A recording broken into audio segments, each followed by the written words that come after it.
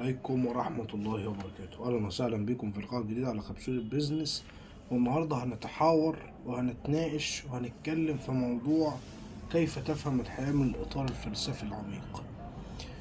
الحقيقة إن وجود الفلسفة ووجود الكتب الفلسفية والمفكرين في المجتمع وحتى قبل الحضارات كان وجودهم عشان يوجدوا إجابة على تساؤلات الحياة وعلى أنماط كيف نتعامل مع الحياة وكيف نفهم الحياة.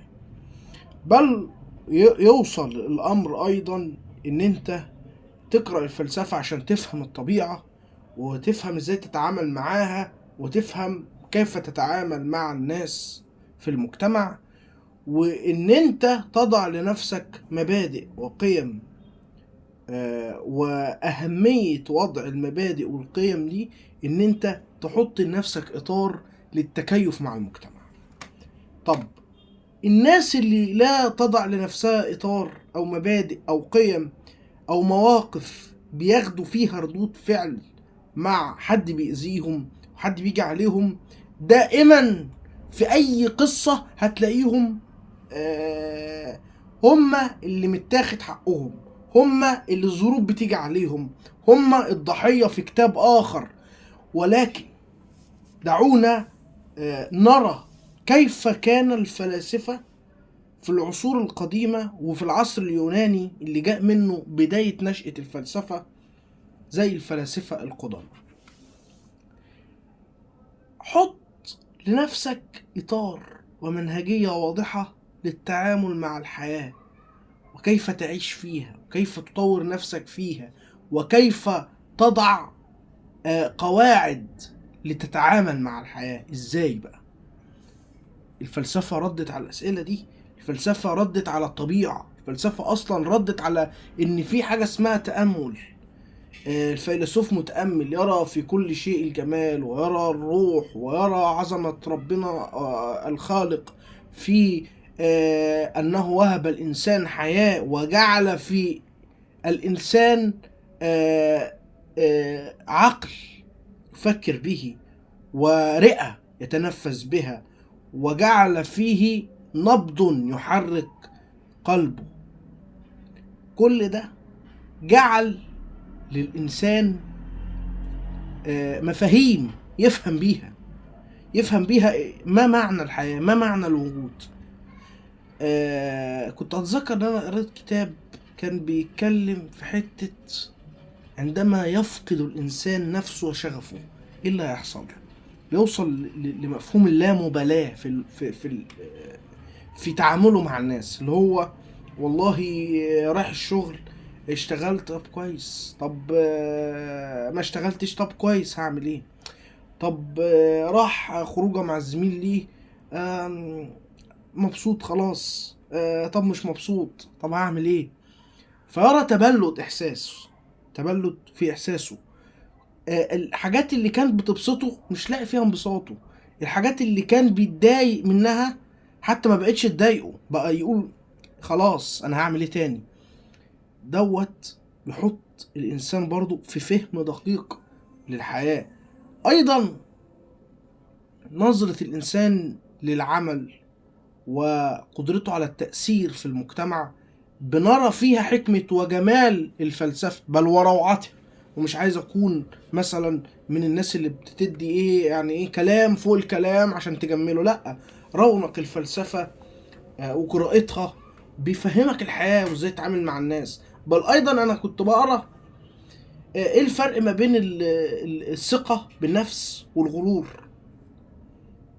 لان كنت بشوف اشخاص في حياتي بيحبوا يطلعوا الاشخاص اللي تدعي الفهم او حتى هي فاهمة غلط. طب انا كنت بقول لنفسي طب اللي بيدعي الفهم او هو اصلا فاهم، هل ده ثقة في نفسه ولا غرور، ولا العيب في اللي بينصح هذا الشخص او بيتكلم معاه. اكتشفت في النهاية ان الناس لا تحب المتعلم المثقف ولا بتحب الانسان اللي عارف بواطن الامور وجوارحها.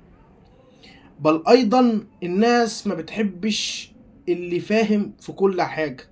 ودائما اي واحد هتشوفه فاهم في كل حاجة، وان هو فعلا فاهم وعلى قدر من الدراية، ومثلا لما تيجي تسأله في حاجة يقول لك انا الموضوع ده كذا كذا كذا كذا، وان انت جيت سألته فيها يقول لك انا مثلا قريت الكتاب الفلاني، او سمعت المحاضرة الفلانية، او كنت في المجلس الفلاني كان في اجتماع وسمعت الكلام ده والكلام ده صح. تلاقي شخص بيبقى متضايق من نجاح الاخر، يبدأ بقى يطلع فيه بقى العيوب ويظهرها قدام الناس، ويقول ده اصل انت كذا اصل انت كذا اصل انت كذا. ده طبعا من انواع النفاق. يعني واحد يبقى فاهم وناجح ويعلم